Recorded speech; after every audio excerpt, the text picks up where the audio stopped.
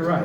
I've got over 100 of my best friends here, and they're expecting something, and I hope I can produce. So, first thing I want to mention is the table decorations. I've had a lot of comments, and I'm not going to ask for the guessing game and give any awards out, but most of them came from number 4 over the years.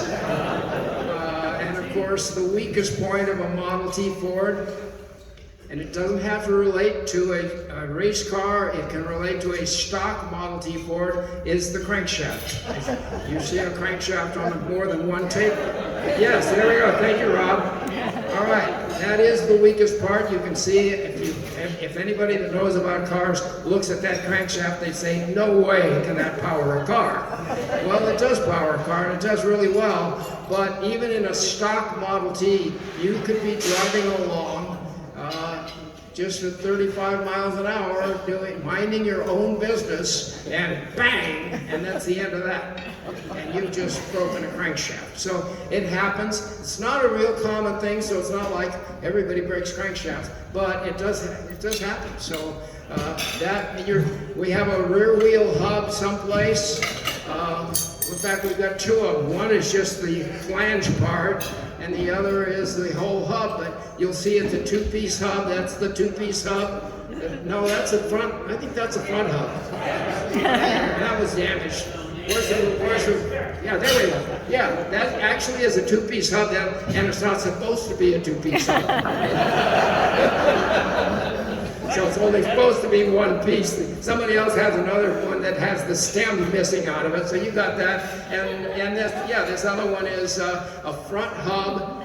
When I was hit at the races, during a race, you'll see part of that hub is missing. Well, anyway, just another story.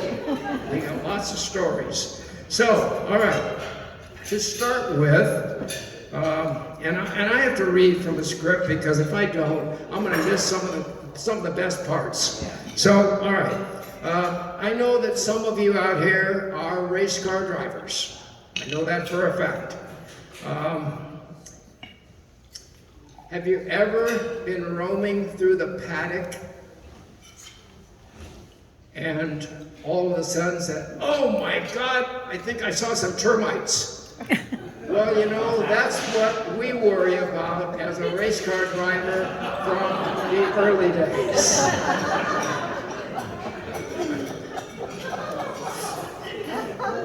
As most of you know, I am truly hopeless. I try and cope with today's inadequacies, but my heart is in an era 100 plus years ago. Been there all my life. I have,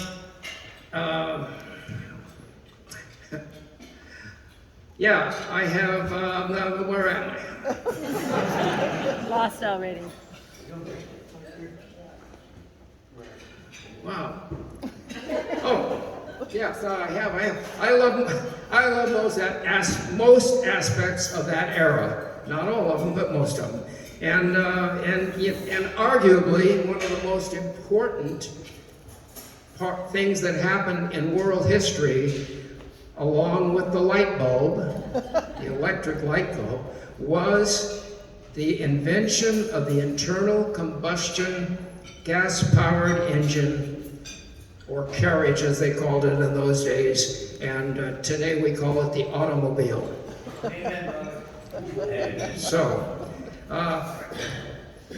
okay, I want to thank the candy store. As Don mentioned, this probably holds a record for the most postponed program that we've ever had. But I want to thank the Candy Store Foundation for asking me to do this and to talk about Model T Ford history, my life, and automobile racing. And thank you all for attending and humoring me. I have to be honest with you, this program could have been called Born 50 Years Too Late or Stepping Back in Time. All of those would have been appropriate.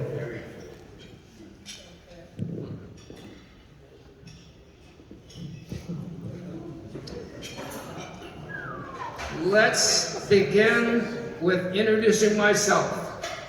I am the closest thing that you'll come to in today's world to a race car driver from the early part of the 20th century.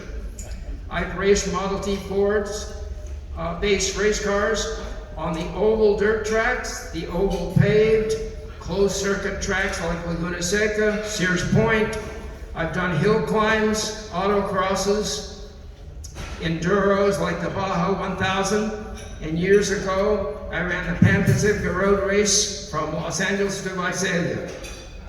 I've even drag raced Model T Fords. We'll talk about this uncomfortable slide later.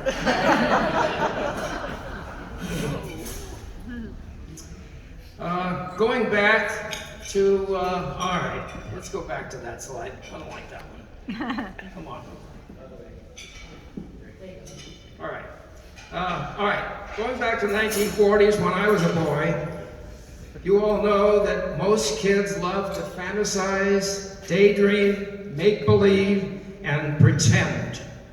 Well, believe it or not, I know it's hard to believe, I was a fairly normal child. And I did some of that too. Only when I was a kid, I didn't dream of being Juan Fangio or Phil Hill. I didn't pretend that I was Barney Oldfield or Ralph De Palma. I dreamed of beating them all in a Model T Ford race car.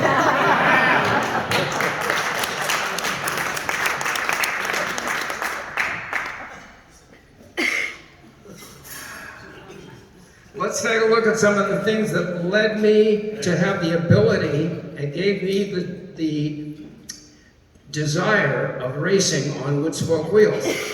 Obviously, first and foremost,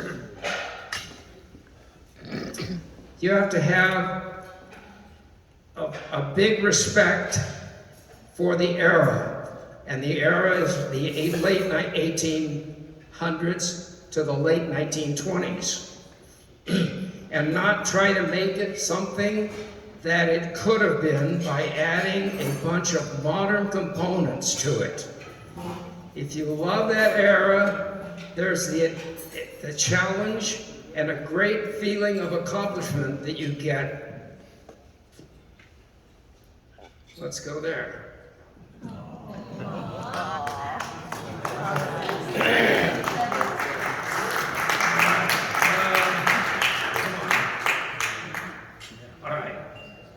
All right, there's a great feeling of accomplishment you get by stepping back in time. As closely as possible the way it would have been back in the day. Anyone can mix modern technology with antique stuff and create something with great craftsmanship and more functional that did not exist in the day. But then you've lost all the history. The challenge and the fun of doing it the way it was. Next, you need some patience and an overdose of determination. And a good bit of pride. It's very important element of what allows you to do what I do is optimism. I was born an optimist. And in my opinion, it really helps in everything you do to be an optimist. I gotta get better light, I can't see. All right.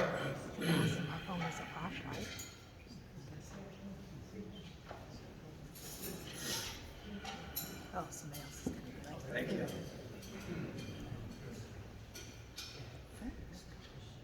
All right. Okay, being an optimist can give you the ability to accomplish an abundance of things and can lead you through a life full of various interesting escapades of fun and excitement. Then, of course, there's the other side of it. It can also lead you to grave injury or death if things go wrong. So true. On the other hand, being a devout pessimist can make you a nice, level-headed person. It can lead you to a very peaceful, uneventful, and sometimes much longer lifespan, and you'll be boring as hell. As it turns out, most of us don't have a choice. It's born in us, and we go with the flow. Now, the final ingredient, and maybe most important to me, may have been this. I was lucky. I got started in this hobby when first-generation people were abound, including my father. Most of the antique car owners back then were first-generation guys. They drove these things in the old days, and I heard loads of glorious stories from them over the years. I really miss some of those old stories. I learned a lot from them. Some very unforgettable stuff. I listened. I really paid attention. I was definitely an apprentice, but I was learning.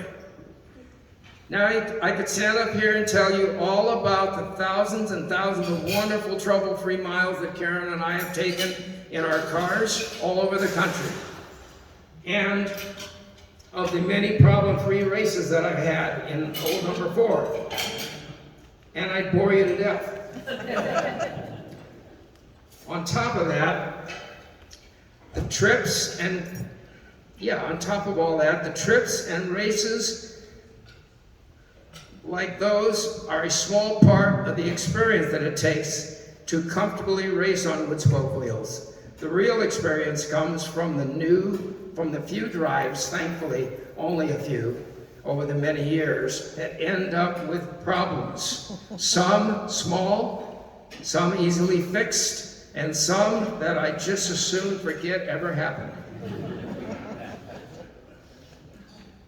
So to begin with, my love for that era led me to collecting and appreciating old stuff in its original form, and in the fun way, analyzing, learning, understanding what the era was all about and what made it so glorious in my mind.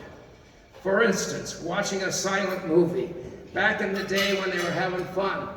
And when I'm watching a movie, I'm not only watching the story, but I'm looking at the clothes they're wearing, and I'm looking at the back one, the dress that she has on, the shoes she's wearing, the background, the light switch in the house they're in, the light fixtures. I love all that stuff. And when I get a little photograph, I get a magnifying glass out.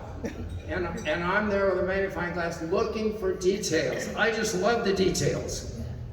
Stuff that I want to own someday and use it as it was meant to be used. And if you love that era, nothing depicts it better than a Model T Ford.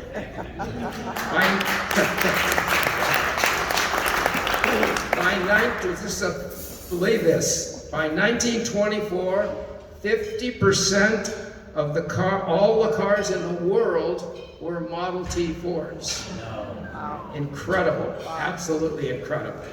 So, all right, moving on. I got started at a young age. Oh, wait a minute.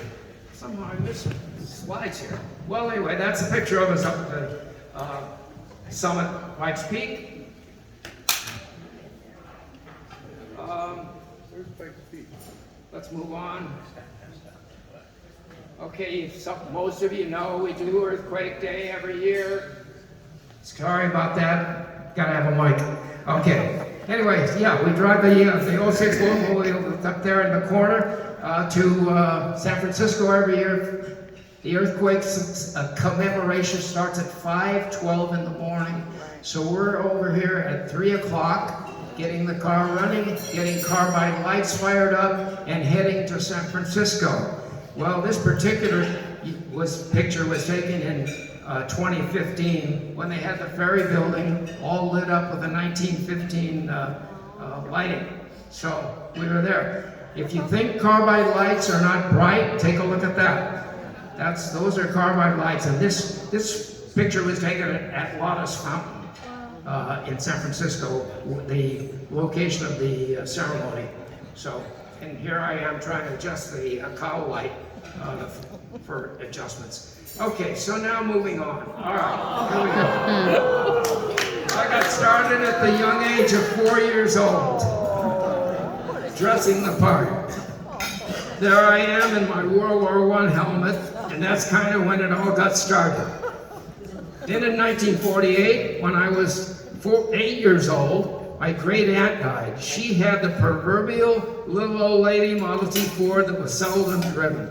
I wanted that car so bad. My father wouldn't hear of it. He said, "You're nutty." That's actually what he said. "You're nutty." We have no place for that thing. So when I was 9 years old, I got my first straw boater straw hat and began collecting 78 RPM records from my favorite era. And I also learned to play the ukulele. I was born with some musical ability, and I love music, especially from that era. And this was not my suggestion, but I'm going to play a song on the uke, one of my favorites.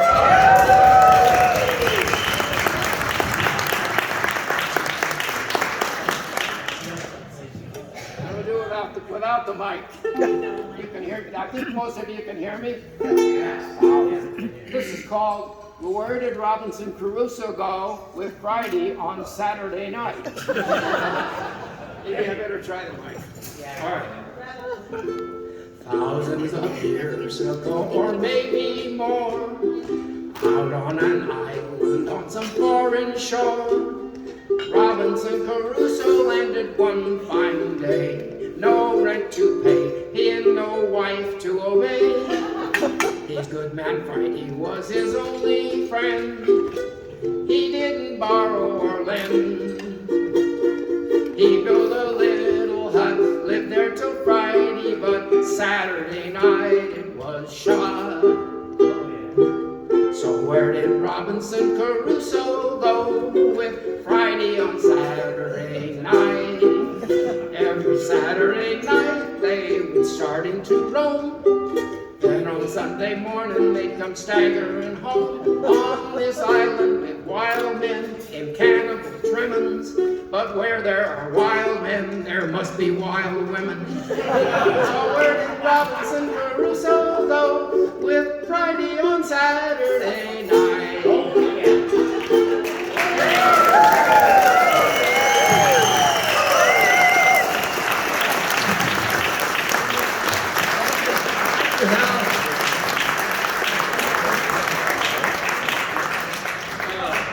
That song came out in 1906.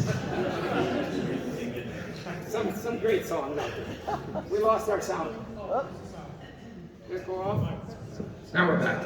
All right. It helps to turn it on. Okay, so where am I? Yeah. Okay. Believe it or not, my mother claimed that when I was 1 year old or so, I was actually humming music. I don't know if she was dreaming or not, but I just love music, and it goes through my head 24 hours a day. All kinds of music. So, anyway, when I was 16 years old, I got my first, to me anyway, real antique car, a 1922 Dodge Touring. And I began collecting more antique clothes. I always felt that if you're going to drive an antique car, you need to look like you belong in it. And in those days in the hobby, if you didn't own a pre-1916 car, a horseless carriage, you weren't really an antique car guy. So that was a goal for me to shoot for. But I really liked stuff from the 1920s, so the Dodge was fine for me. I was lucky, most of you know this. I married the right girl. And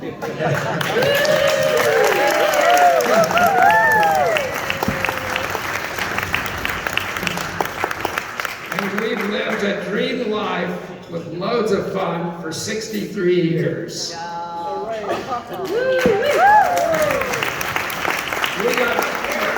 We got married on her 18th birthday because her father wouldn't let her get married before she was 18.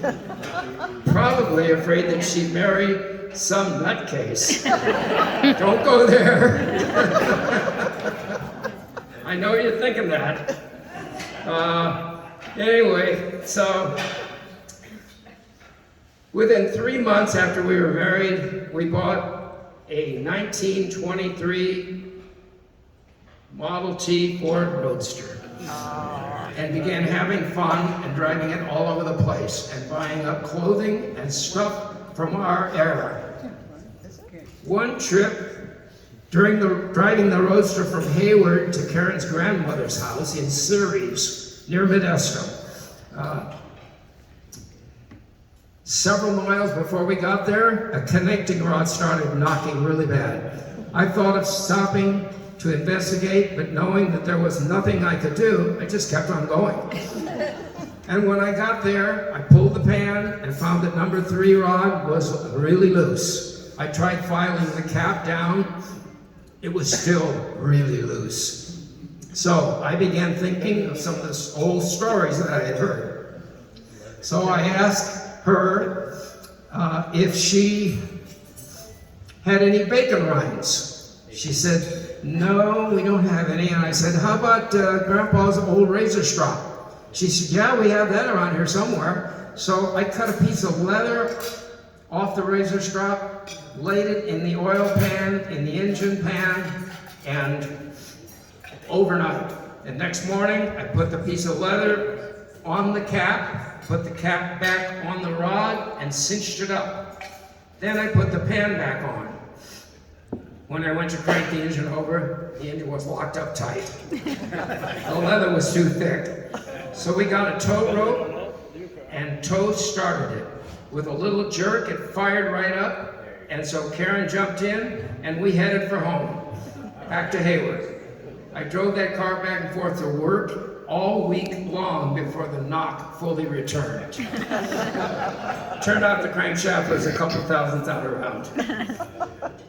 On another more local trip, I had a flat tire out on Palomares Canyon Road and had no spare. So again, from the stories I'd heard, I filled the tire with straw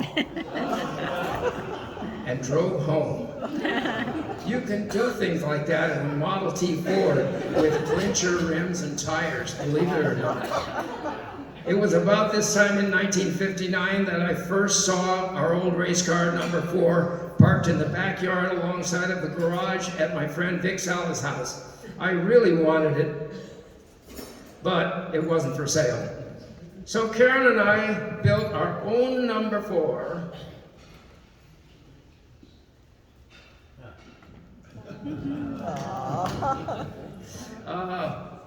Based on a stock Model T chassis. It was a poor substitute, but it ran well, and we had loads of fun with that car. We drove it up Highway 88 all the way into Nevada, around Lake Tahoe. It had headlights, and annually, we used to leave home at 3 a.m. in the morning in March, early March, each year, and drive down Old Highway 99 to the Madera Swap Meet near Fresno. Some freezing cold drives. That's before we were introduced to raccoon coats. We froze in the morning, but we were together, and somehow we were able to call those trips fun. Meanwhile, getting more and more experience. I was pretty green in those days, but determined. I drove that car to work in San Francisco every day from Oakland, and one day I found a note on it. It said, do you want to sell this car? And a phone number. So I called him. He offered me more than it was worth, so I let him have it. Our first daughter, Leslie, was born in December. The best Christmas gift I ever got.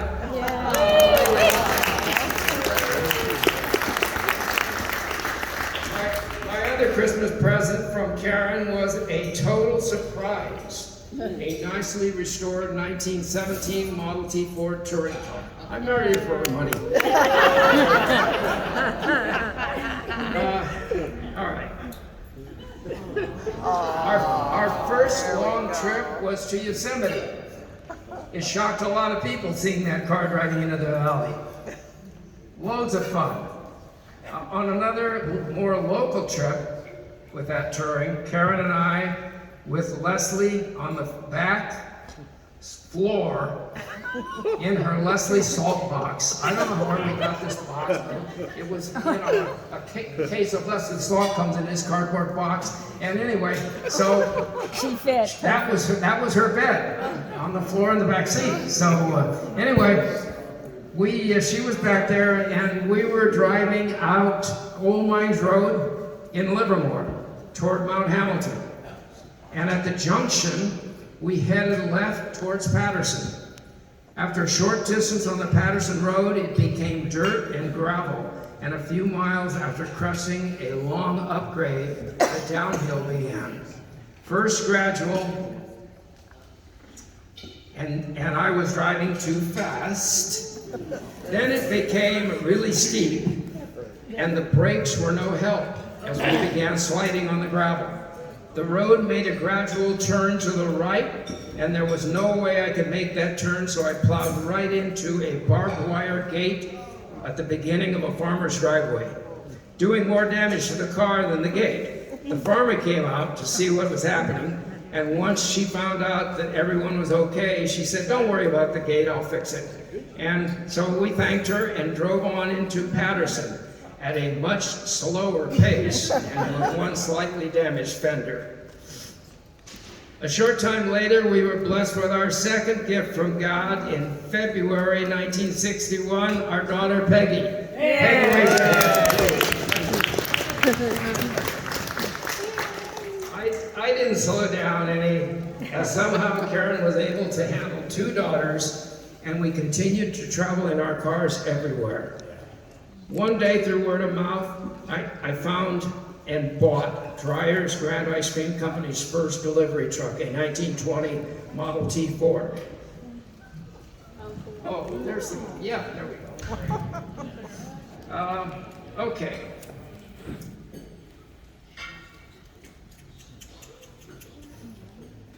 And unfortunately, it needed a full restoration.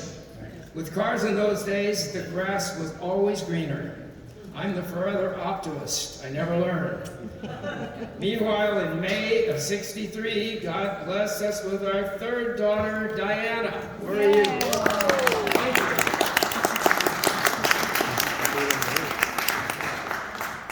And now Karen had three daughters to handle. And somehow she did it. Didn't seem to slow us down a bit. We lived in Oakland, and in that time didn't have a modern car.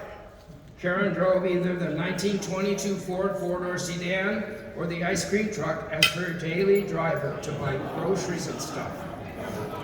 I drove the number 4 Imitation or the sedan or the truck to work every day from Oakland to San Francisco. That was really fun, but it didn't last long.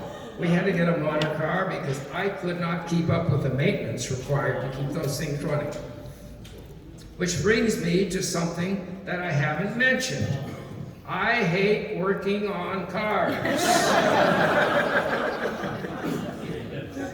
This particular picture is taken at the top of Pikes Peak. We got there, and I got out of the car and walked away, and somebody said, "Something's pouring out of your car." And I looked back, and sure enough it was. We broke a fuel line. And here we are at the top of Pikes Peak with nobody. And anyway, sometimes things go just right. At the time, one of the horseless carriage trucks was leaving. It was a white, I can't remember. Anyway, and so I flagged him down. I said, "You wouldn't happen to have any fuel line parts with you?" And he said, "Yeah, I do." So he got in his toolbox, and he had everything we needed. We were able to fix it and continue on. Came back. That's great. So, all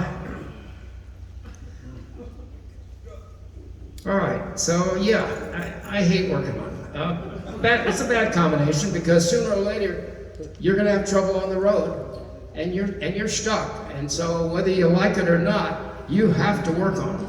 So, all right. I'm lucky. I had some good mentors, people that befriended me, because I was the kid, I was the young guy. Today we're all thinking, what's happening to our hobby about these young guys? Well, I was lucky. Some of the older guys said, "Yeah, we got to get this guy really sucked into this thing." So I had some mentors: Herb Huber, Vic Sala, and Butch Gilbert. They were the best. They're just incredible. So I understand mechanical stuff pretty well. So at least we got that under control. And I can handle anything, but I don't have to like it. So I try to own cars that run and run, always never having to tinker and do major work. And that's not always possible, but at any rate. So in those days, I worked for Foremost Ice Cream in San Francisco. And one day, driving home from work, our 1922 Ford sedan, I was in our 22 Ford sedan on the freeway in Oakland. Heavy traffic. It slowed down and abruptly came to a stop. I swerved right in order to attempt to miss running into the car in front of me, which was a Thunderbird. But there wasn't enough room between the guardrail and the car, so I slammed right into it. Because most Model Ts don't have a bumper, I hit him with my left front tire.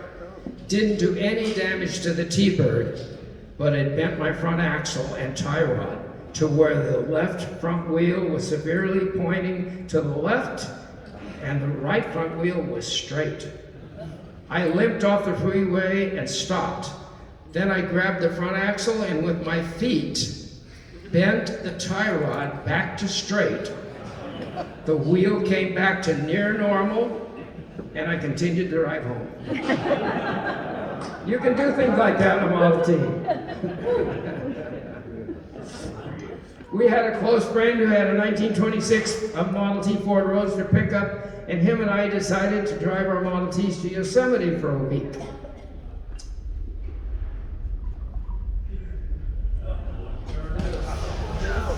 We both loaded the trucks with the camp gear and our families and began the trip. Our daughters rode in the back of our truck. Everything went well until heading up the Old Oak Flat Road. We were climbing a steep grade. All of a sudden, the engine in our truck started revving up and the truck started slowing down. I pushed on the brake pedal and nothing happened. As the engine was still revved up and I was pressing on all the pedals, the truck came to a stop on its own and began rolling backwards. Then I couldn't stop it. There was a steep dirt hill on our right and a steep drop off into a ravine on our left. I cranked the wheels hard right and backed right into the side of that dirt hill. After some investigating, I found that we had broken a rear wheel hub. That's what you got on your table. That one-piece hub is not supposed to be two pieces. So we removed the wheel, we removed the hub, and headed back to Groveland with the hub and found a welding shop that would weld it and put it back together. After reassembling, we finished the trip with no other problems. In 1964, I began the restoration of our 1920 Ford ice cream truck. It started out to be a family affair. It turned out to be a family affair, yeah. My brother-in-law, my sister, Karen, my father, my mother, and some friends all participated in the restoration. Some friends were for money, but some were just there to help.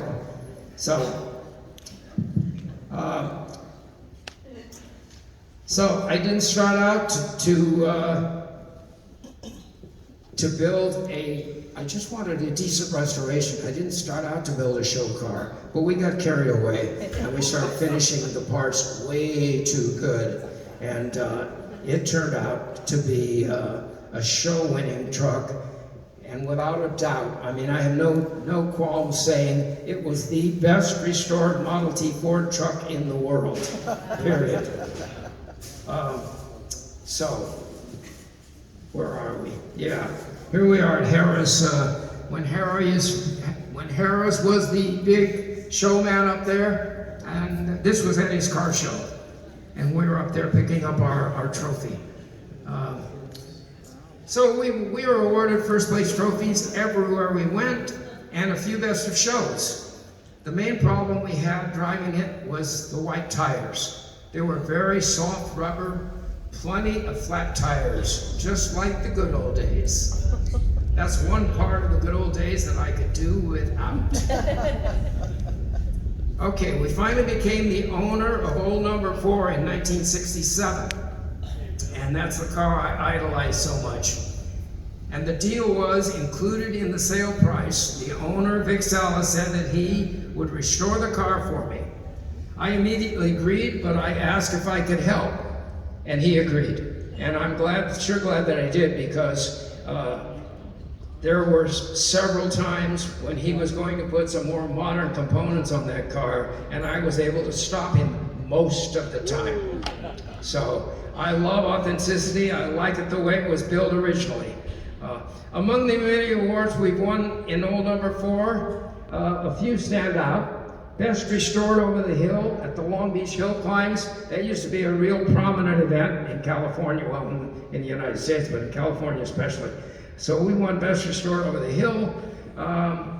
We were inducted, the car was inducted into the Model T Ford Speedster and Race Car Hall of Fame. And we were also invited to Pebble Beach. Wow. So most of you know how hard that would be to get a Ford invited to Pebble Beach. It's really quite a car. Anyway, one day I saw an ad for one of my favorite styled cars, a 1926 Rolls-Royce Phantom One, a Springfield Rolls-Royce, American built. And so I called the guy, and I said, I'm not looking for a restoration. I want a car that's really nice. Doesn't have, doesn't have any show quality. So he said, oh, you'll love this car, it's lovely. He's in Twin Falls, Idaho. He's 35 miles out of Twin Falls, Idaho. So he said, oh, it's a lovely car, you'll love it. So one plane a day flies into Twin Falls. He said, fly in, you can stay overnight at my house, and then when the next day you can catch the flight and head home. So, all right, so I flew out there, and he picked me up at the airport. Nice guy, but when we got to his place, 35 miles north of Twin Falls, he opened the garage, or the barn door, and I was so disappointed. The car looked like it had been spray painted with an Electrolux vacuum cleaner. And somebody had chrome plated over the original German silver. And it was an old chrome plating with some pitting, and I mean, it just was a horrible car. So, but anyway, it was really tough for me because I love that body style, and I love those big drum headlights. It's a great car. So anyway, let me get that picture on so you can at least see what it looks like. So we went on a test drive, and we came to a stop sign, and when I accelerated from the stop sign, if there was a car behind me, I would have never known that. The smoke from that exhaust pipe was unbelievable. And he said, well, it does burn a little oil, but he said, it runs so smooth, and it did run smooth. It's a great runner. So anyway, so we get back to his place, and I love this body style. I made him a real low offer, and he immediately refused. So, all right, so the next morning we got up, and he conversed with his wife at the breakfast table, and he decided to take my offer. I wasn't sure whether I was happy or sad.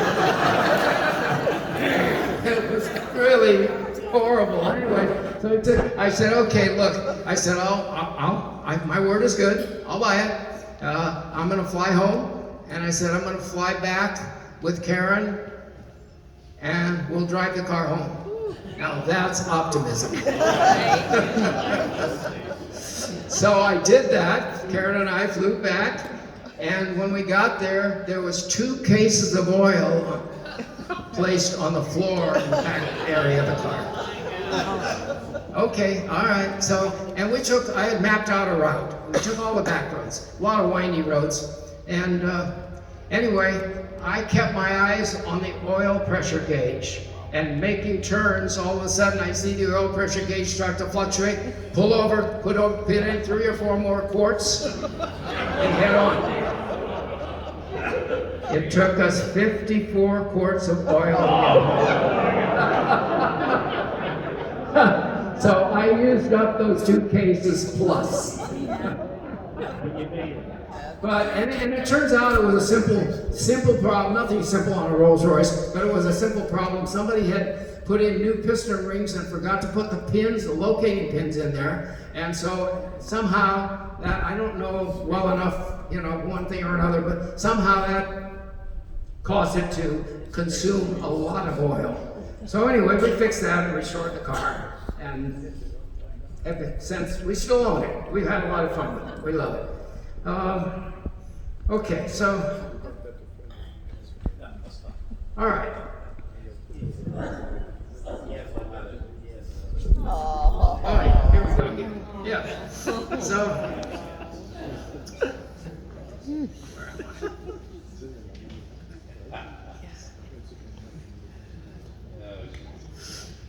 I? Okay, on the other hand, on the other front, Karen and I were still collecting antique clothes for Ernest.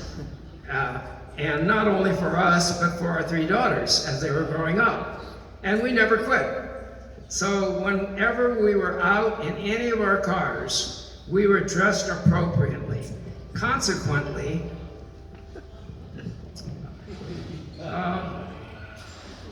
we have, our pictures have been in every imaginable magazine or newspaper, including Life magazine, Motor Trend, Automobile, Family Life, Modern Maturity, Road and Track, front page of the San Francisco Examiner. I mean, they were hard up. The list could go on and on.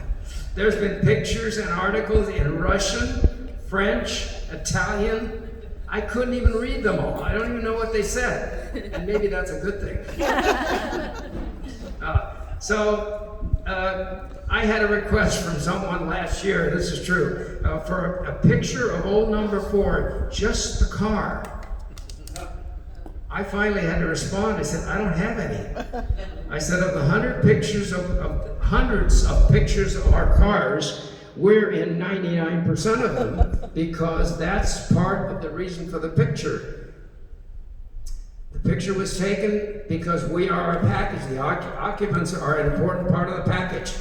And we're as fussy about the authenticity of our clothes as we are about our cars. Everything has to be original stuff from the era and not made up clothes to look old-timey.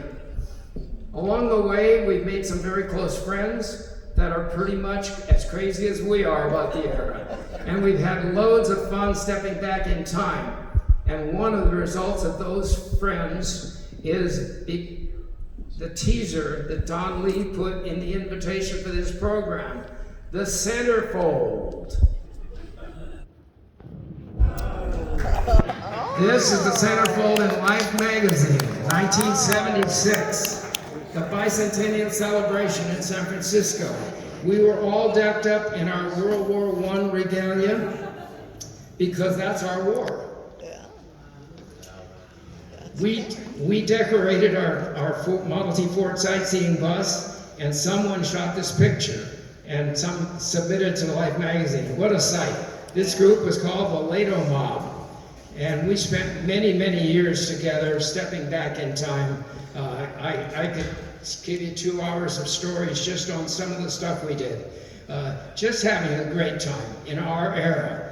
Some of us still get together once in a while. One of the downsides to love to driving a car much is that they're generally not Concours ready, as they all have a fair amount of road rash and oil and grease on the chassis. But that's good. The good far outweighs the bad. And so we have no thoughts of quitting. Aside from our cars, our house, let's go there first.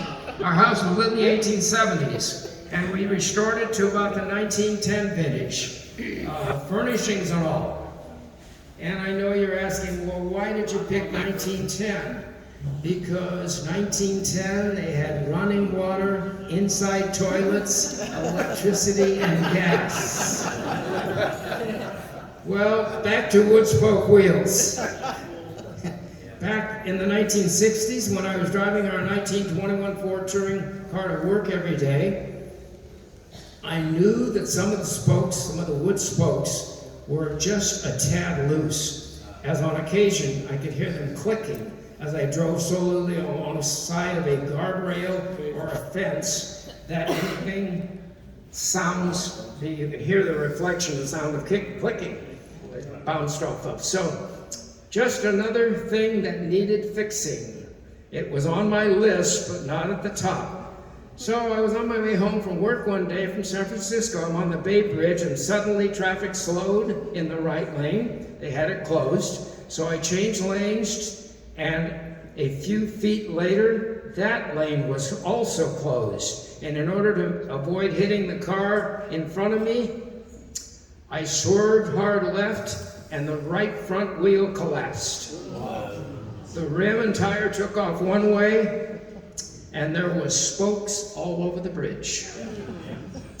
The tow truck came, and the driver was grinning from ear to ear, delighted to be able to tow that car. I made his day. Loose spokes are definitely an accident waiting to happen.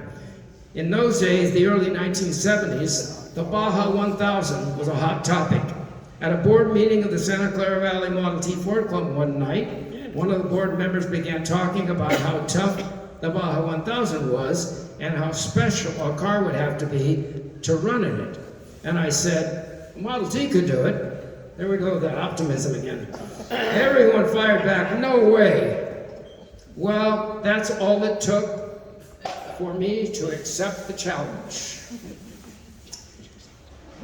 So my best friend and I, Larry Streeter, and I built a copy of one of the two Fords that won the New York to Seattle race in 1909, using all original pre-1920 Model T parts for the chassis and building a well-detailed, correct body of the original wood type.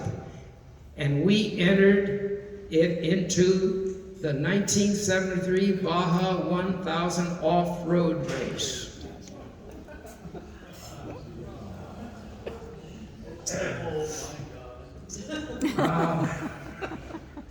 We even had a set of wood spoke wheels re-spoked to be sure that we had every advantage. I don't have enough time to give you all the details on some of the extensive discussions at registration we had with NORA. NORA is short for the National Off-Road Racing Association. We had pre-registered in advance, but when we got there, they had no idea that we were really serious, and now all of a sudden they're confronted with this thing. We must have spent an hour convincing them that we could run. So, anyway, we were obviously the hit of the show. I had come down sick with one of my horrendous colds a day or so before the start, but start we did. A few miles past the checkpoint, and on rough dirt, we met an oncoming car. Unexpected. When there's no roads, you don't expect somebody coming back. Anyway, and on a turn, we collapsed the right rear wooden spoke wheel.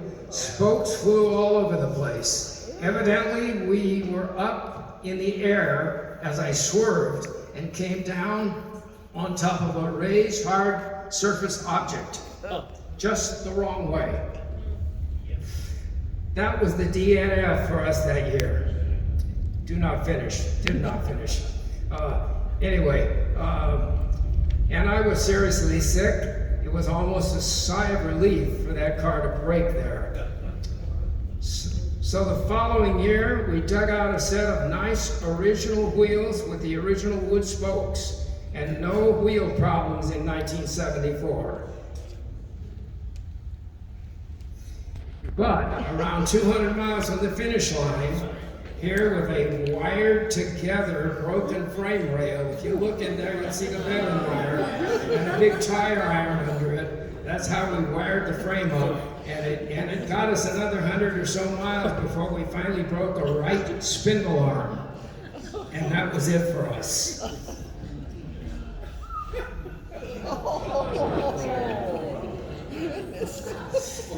Oh, wow. So now we're down to what makes a Model T Ford so special, and further, how can anyone be dumb enough to race on wood spoke wheels? Let's deal with the car first. At the top of the list for the Model T Ford has to be cost. It was cheap, affordable, inexpensive. Beginning with the 1909 year model, the Model T Ford was priced at a low $850. And due to Ford's development of mass production, as years passed, the price kept decreasing. And by 1924, you could buy a new Model T Ford for just $260. Wow. Let me give you a few comparisons. In 1909, instead of $850, you could buy a Locomobile for $5,900, or a Simplex or a Knox for $5,500, a Packard for $4,200. A real racing model like the Blitz and Benz race car, $16,000. And in the Ford class of lower priced cars, there was the Overland for $1,300 and the Flanders for $750, and a few other lower priced cars. But the reason you haven't heard or seen any successful Overland or Flanders race cars is because most of those other inexpensive makes tried racing, but were outclassed by a Ford. In those days, when you bought an inexpensive car, it generally did not hold up well under heavy use and sometimes even light use, due to poor design and the durability of materials used in the construction. Model Ts, the Model T was amazingly dependable and more durable than automobiles that cost twice or 3 times the price.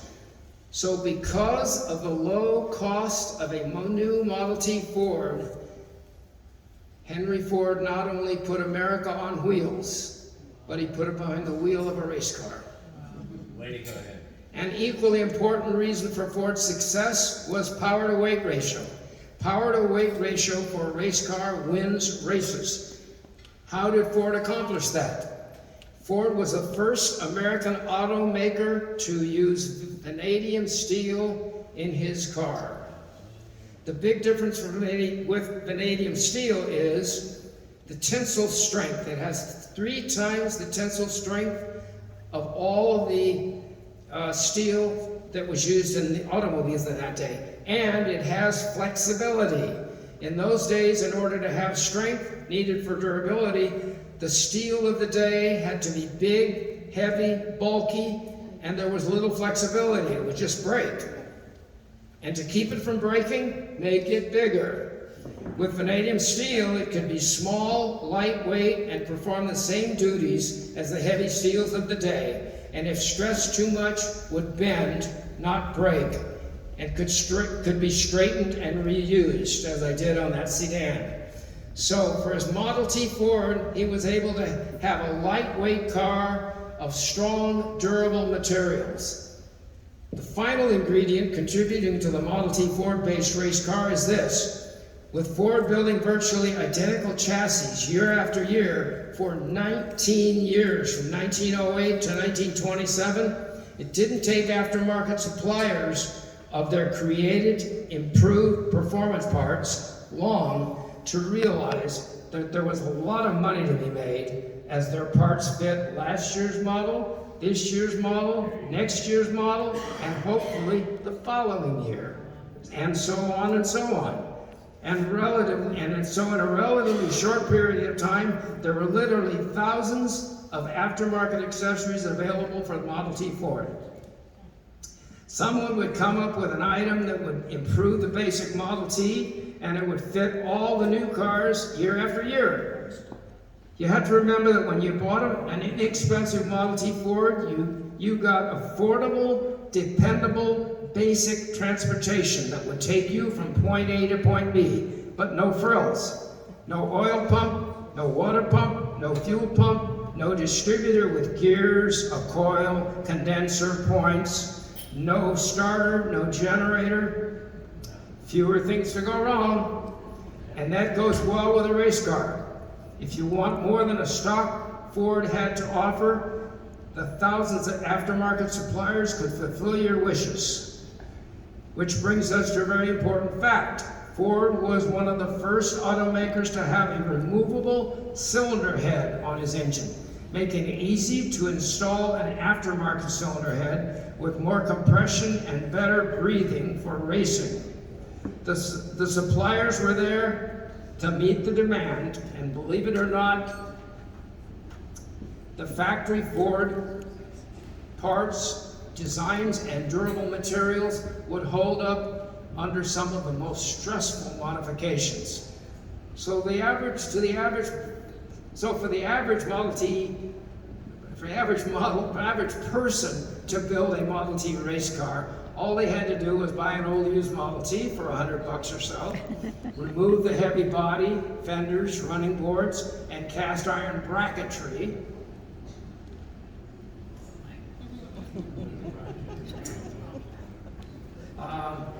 then move the original gas tank that was originally under the high seat, move it back about 1.5 feet or so, build a simple seat arrangement, and you've got a lightweight race car that'll go fast.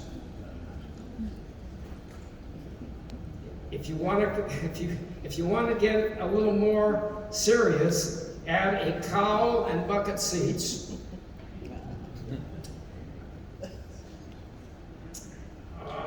And where am I? Oh yeah, here we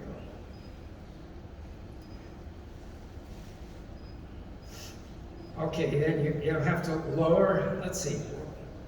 Yeah, okay, lower the steering column in order to match the seat height with some simple bracketry to lower the chassis, and add one of those aftermarket overhead valve cylinder heads that could easily double your horsepower.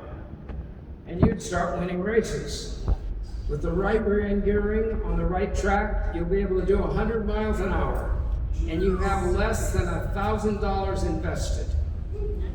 Or if you have loads of money, you go out and buy the Blitz and Benz for $16,000. Home-built Model T Ford race cars won a lot of races. Sometimes the Model T Ford would win races if for no other reason but the power-to-weight ratio and simplicity in design. Lightweight and fewer things to go wrong during a race can really pay off. So now we're down to the real grits of this program, racing on wood spoke wheels.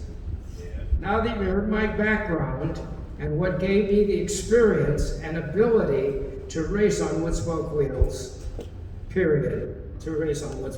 yeah. Let's start with this. To begin with, wood spoke wheels were a natural.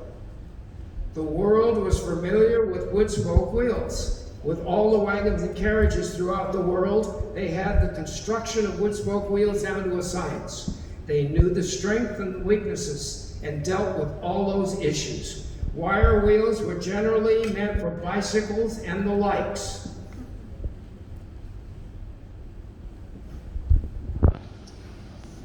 Most early race cars raced on bicycle-type wire wheels, but mostly straight-line contests and lighter-weight speed cars. Most hardly capable of reaching 60 miles an hour.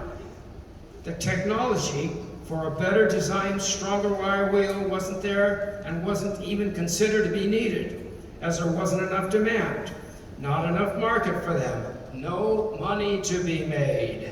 So as race cars got bigger, with more horsepower, racing on closed circuit racetracks with a lot of hard turns, the obvious wheel to use was the fully developed wood spoke wheel. And they were the dominant wheels used for racing until around 1912. As for the construction of wood spoke wheels, they're made of hickory. Not what most people would expect.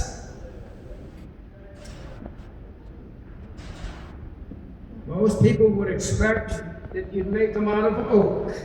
Well, they use hickory because it's not only very strong, but it has some flexibility. Whereas oak is also strong, but it's more brittle and prone to breaking under extreme stress. Some flexibility is necessary and very important in a stressful situation, and no doubt about it, things that happen on a racetrack can be extremely stressful. Wood spoke wheels, although heavier than wires, are extremely strong when they are built and assembled correctly and properly maintained, and will withstand the extreme side thrust required on a racetrack. No matter how heavy the car is, the wheel is designed for the weight of the car. Wire wheels were made of lightweight, a good thing for racing, but technology wasn't developed yet, and heavy cars at high speed on turns where there was a lot of side thrust strength needed, they would just collapse. We're not sure which wire wheel company developed the improved wire wheel, but research so far places it on a company called McHugh. They were later, a couple of years later, they were bought out by Hauck, and I know a lot of you people have heard of Hauck. Most of you haven't heard of McHugh. Anyway, they came out with a deeper hub with a triple spoke wheel design, which gave them the strength needed for tight turns with extreme side thrust without collapsing. That deep hub is the key component and gives you all the strength needed. The advantage to wire wheels for racing is lightweight and more flexibility. Better, longer tire wear due to also flexibility. Not only driving in a race, but even a little movement when stopping and starting saves on tire wear. And of great importance, one center wheel nut for quick tire change during a pit stop. And it also gave the advantage of a quick wheel size change for a better gear ratio depending on the track you're racing on. So now the question is, why does old number 4 still have wood spoke wheels? Well, either the owner desired wood spoke wheels for one reason or another, or the car was sponsored by the Perlman Wheel Company, and that was a wood spoke wheel manufacturer to prove their worth and promote the diminishing demand for wood spoke wheels. So that's why you see the name on the back of my coveralls, Perlman Wheels. They were my sponsor, theoretically. So, what's it like going 100 miles an hour?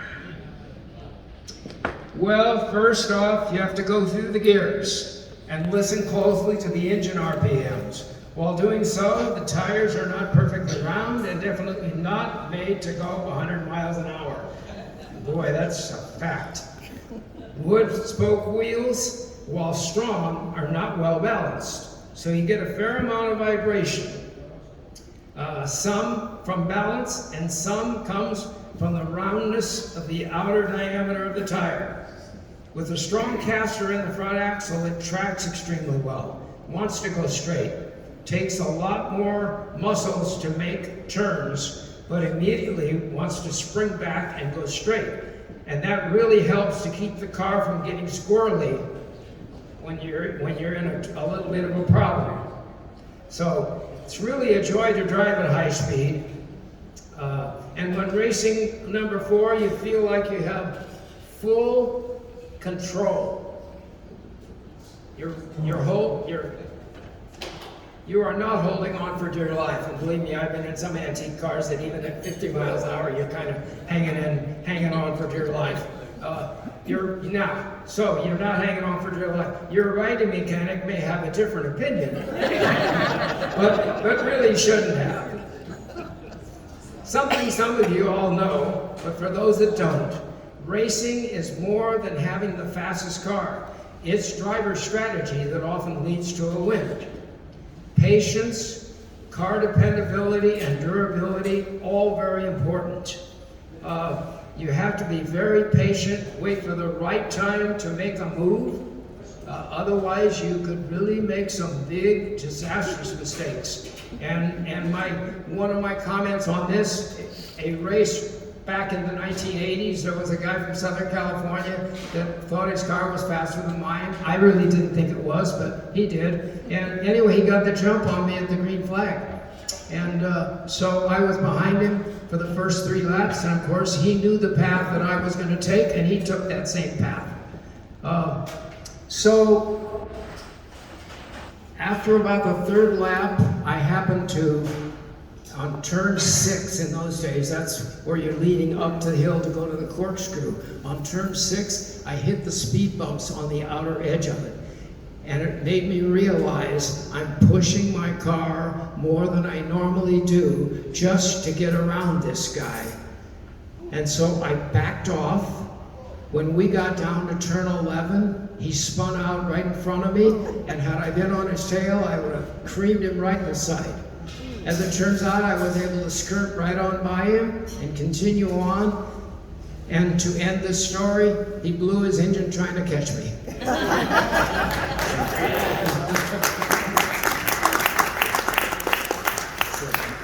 It was good. It was a great race, but you know, yeah, sometimes it takes something to give you a little bit of a wake-up call.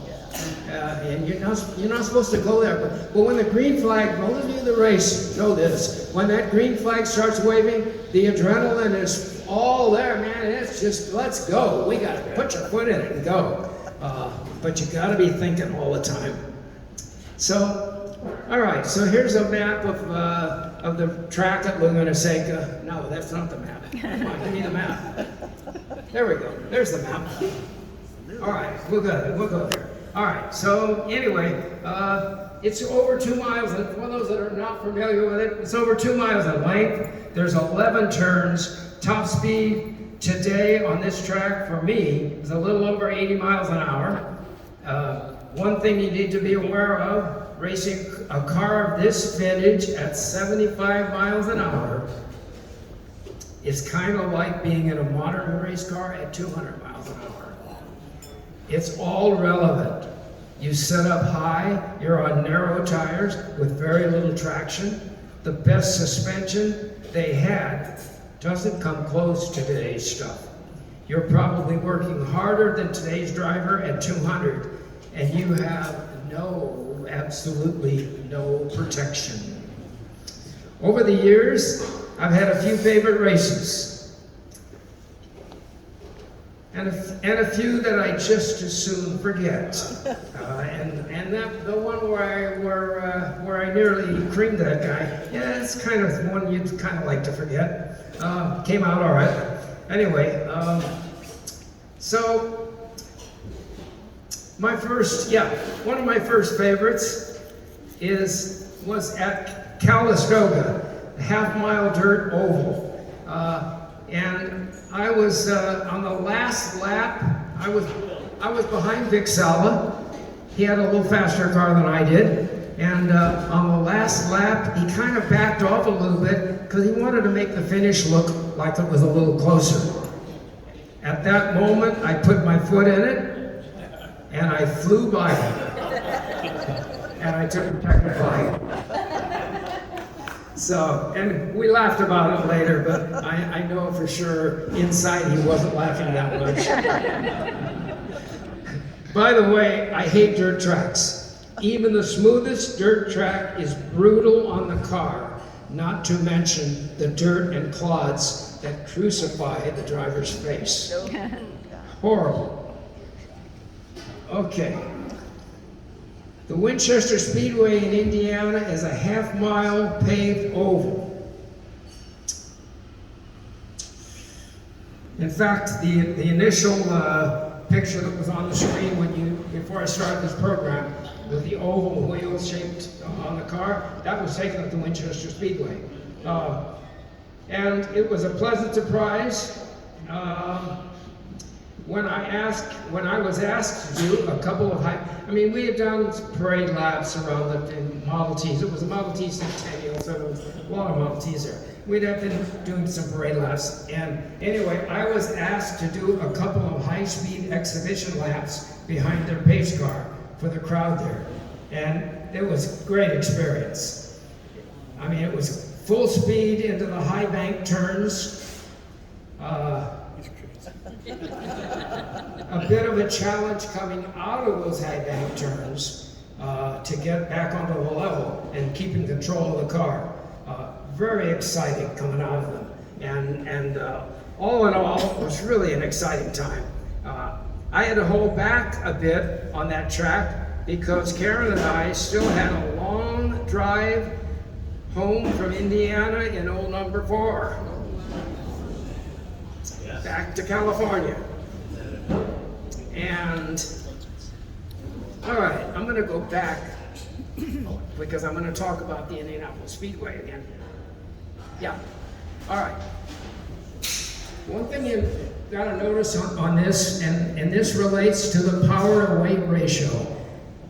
Is this gonna come on or not? Maybe not. You missed it. What did I do wrong? There we go. All right, it's coming on. Theoretically. Hello. There we go. All right. Anyway, so watch what the part I want you to watch on this. I mean, another thing, I love this video, but when we got the green, you'll see the group of cars coming down the field, and we get the green flag. And I'm like the 4th one back on the inside pole, and we got the green flag, and like, what's happening here? I finally nudged my writing, I mean, it's a true story. I nudged my writing mechanic and I said, we did get the green flag, didn't we? And he said, yeah. So I pulled off to the right and just started cruising around these guys. They had big, heavy cars. It was delightful. I stayed in the lead and I won that race. It's just, that Indianapolis track is just incredible. All right, so, This is it right here. all right. Yeah, 2.5 mile. The 2.5 mile is a dream. That oval is a dream. Smooth as silk, and the turns are like being on a freeway. Very gentle, no deceleration, taken easily at 90 miles an hour, and we were doing that. As you're looking, it may not look like that fast, but man, we were really moving. That track was on my bucket list, and I finally got the opportunity a couple of years ago to do it. And we're going back again in June. I got a chance to do it again. So going back in June, we're going to do it again. And anyway, I love the video. That riding mechanic, I didn't have a riding mechanic when I got there. And they said, well, you gotta have a riding mechanic. Well, this guy came up and talked to me, and we had a good conversation, and finally said, would you like to be my riding mechanic? I said, I have a pair of coveralls and a hat. And yeah, yeah. And it's like, you just gave the guy a brand new Ferrari. I mean, he was just, so anyway, so he was and he had a friend that was in the grandstands. And that's how we got the shots from there, and then he was shooting as we were going along. I didn't know any of this until later.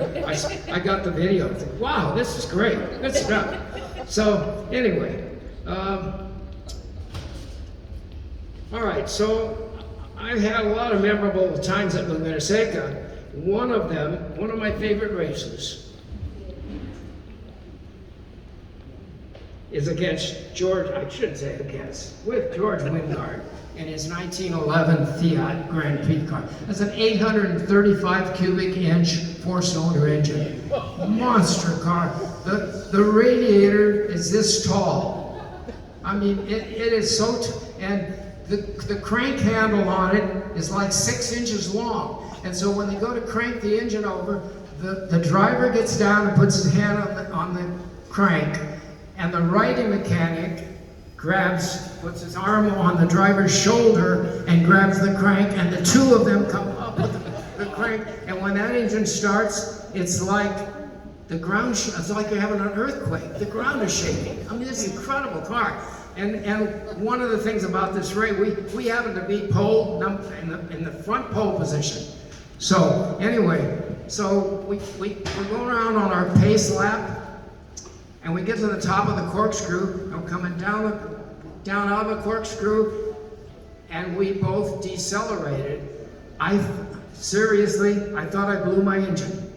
The noise from that Fiat was so much from the exhaust. Incredible. I finally revved my engine up and it was still running. Oh, whoa, this is great. So anyway, we had a great race. And I mean, to be honest with you, you can't pit a 1911 Fiat against a 1915 or 20 Model T Ford race car. But he was right on my tail, and I didn't hardly decelerate at the finish line because I was afraid he'd fly by me. If I had to work hard, they had to work twice as hard in that car. That's just an incredible race. Okay, another one of my favorite races is this, and I have to explain. When I race anywhere, I race against me. I don't race against any car. I don't generally, the race that I told you about, when the guy spun out, that's not me normally. I don't race again. I don't care about the other car. I don't care who's behind me, in front of me. If somebody's behind me, I know they're faster, let them go by. I don't need to stop them. And if someone in front of me and they're too slow, and I learned this from Butch Gilbert, be patient, because he'll do something stupid. And then you can go right on by, because he knows you're on you're on his tail, and so he's pushing it probably harder than he should. So anyway, so here we are. We're in this 1915 Stutz race car showed up, great car, and the second year it was there, and I never considered racing against any of the cars. But anyway, I came out of turn 2, and in those days, the track did not make a sharp turn at 2 and go back. It went straight across and over to turn 6. So, we come out of turn 2, and that white Stutz was right in my sights. And I thought, oh my gosh, wouldn't it be great to pass the Stutz? I mean, that for a Model T owner, that's gotta be the highlight of his life, to pass a Stutz. I put my foot in it, and 92 miles an hour, I went cruising by him, and I managed to get tucked in soon enough to make turn 6 without hurting him at all. And anyway, we laughed about it later in the pits. He said, I can't believe you got by me. You were able to pass me. So, but again, that's part of the power to weight thing. And so, great thing. Okay, well, yeah, this is really an uncomfortable slide. All right, so this is how I haul my car to the races. And originally I used to drive my car to the races, and finally I managed to get this truck. I bought this truck, 1924 Chevrolet truck. And wow, wouldn't it be neat to have an antique car in the back of the truck and go to the races? So anyway, it worked. All right, so after a few years, I had a throwout bearing problem with the clutch and couldn't get it fixed in time to load it up to go to Laguna Seca. So rather than be the smart thing and drive it down, or, I mean, when all else fails, we do have a car trailer, but I called up Dan Ursing and I said, Dan, you know what, you got this 1917 Auburn, wouldn't it be neat to tow the Model T race car to the races? That's the way they used to do in the old days. Big long tow rope. Oh, wow, wouldn't that be great? And we both agreed it was kind of a stupid idea, but that optimism overpowered, and the love for the era. Oh, wouldn't that be, oh man, that would just be great. We both, we were bubbling with that. Dan, put your hand up. Dan! You're part of the So anyway. Let me just say, stupid does breed stupid. I was so excited to do that. I thought it was just the greatest idea ever, because nobody does it anymore. But in the old days, they almost never threw a race car on a truck or on a trailer. They drag it behind a touring car. A lot of times they disconnect the U-joint to the drive shaft and just tow it along, tow it from one state to the next. So it was really a common thing for those days. So we just thought, oh man, this is the way to go. So All right, so I drive the car down to Dan's in San Jose, and we put the rope on, and we said, let's do a test drive around the block. So, all right, so we did a test drive around the block. Yeah, oh yeah, it's gonna work. That's a great, yeah. Okay, so we get out and we start heading down Monterey Highway.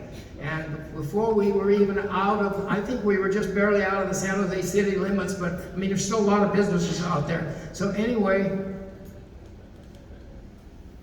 anybody that has towed enough knows that the car behind has to have enough brakes to keep the slack out of that tow rope. Well, when you're towing a lightweight car with a big monster tow rope, we got some slack in the rope, and I was pulling on the brake handle, and it wasn't enough, and my right front wheel caught the rope, didn't wrap the rope around the wheel, but in a Model T with the positive steering that it has, something like that it just took the wheel right out of my hand, immediate to the right, and we collided with the rear wheel of a school bus that was parked there. I broke a couple of ribs, broke the steering wheel, did obviously damage to the car, and I spent a couple of days in the hospital, but that's the optimism and the love for the era can get a little overpowering at times. So anyway, that's one of the stories now. Where are we? Here we go. Oh, yeah. How about this? Some of you remember this one. Dick, you remember this one? We broke an axle coming out of turn 10. Turn 10 is a 90-degree right turn. We broke the left rear axle, which could be disastrous. I mean, let's face it, that you could flip the car. Anyway, it ended up. The wheel took off. In fact, I had trouble even finding the wheel. Took off through the gravel, and I managed to, I don't know whether I managed to or it was just lucky anyway, we managed to go straight into the infield, into the gravel, and that's where you see it here. And then they came and got the tow truck and towed me out. And that's the results of it. You can see the broken axle stuff. In fact, if that axle hadn't been so long, I was going to bring it tonight to put it on the table. I thought that's a little careful, because I still have the axle.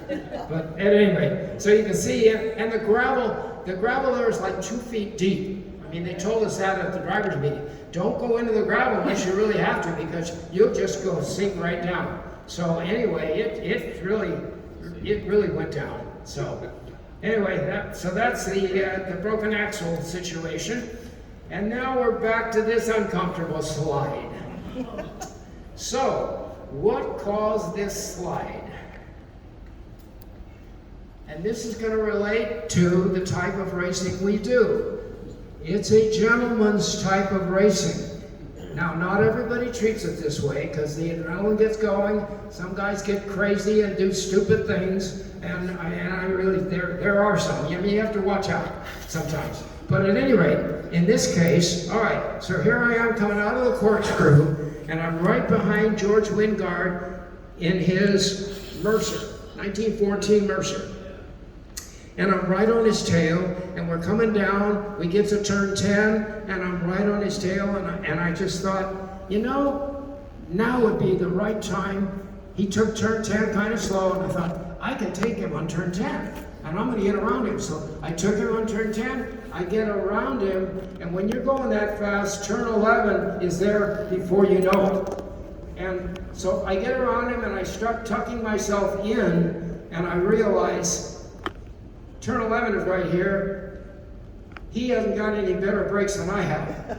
So he's either going to have to plow into me or dive into the gravel. So I took turn 10 way too fast, ended up sliding totally. He managed to cruise by me. The Bentley that you see, the far part of, managed to cruise by me, and I continued the race. And I finished behind those two. I was happy to finish the race.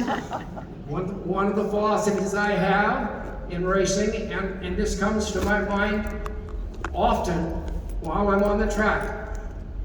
If you don't finish, you're a loser. Something's happened. You break an axle, you have no choice over that. But you do something stupid, you're dumb. You really shouldn't be on the track. So anyway, so you got to finish. And so this was it. We did that. We finished. There's one other time, and I remember Joe Berlando is not here tonight, but he was in the stands watching. I did more of a 360, I think, and out into the gravel on this same turn, and killed the engine. I jumped out of a car, cranked the engine, started it, and continued on in the race. And Joe said the crowd just loved it. I couldn't hear anything, but they loved it. Another race where I broke a wheel hub, a rear wheel hub. Okay, broke the hub. It broke just at the right time where I was able to get. When you break a wheel hub, the wheel stays on. It's not going anywhere. But your axle is spinning, and that center hub is spinning, but the drive to the wheel is not going anywhere. So it happened to be at an exit. I was able to coast off the exit, right in, and within a few feet of my pit space in the paddock. So I usually have this attitude when something like that happens. Okay, I'm done. And immediately, Butch Gilbert came over with his friend. He said, well, what happened? I said, I broke a rear wheel hub. He said, well, didn't you bring a spare with you? And I said, yeah. He said, well, let's put it in. Well, we only have 10 laps. Anyway, we pulled that wheel, put a hub in, and I got one more lap in. Finished the race.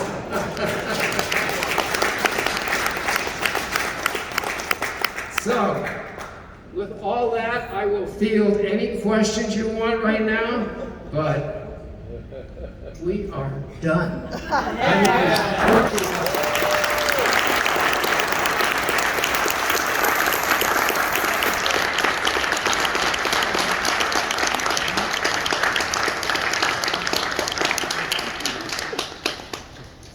You're one of a kind, Ed. Yes.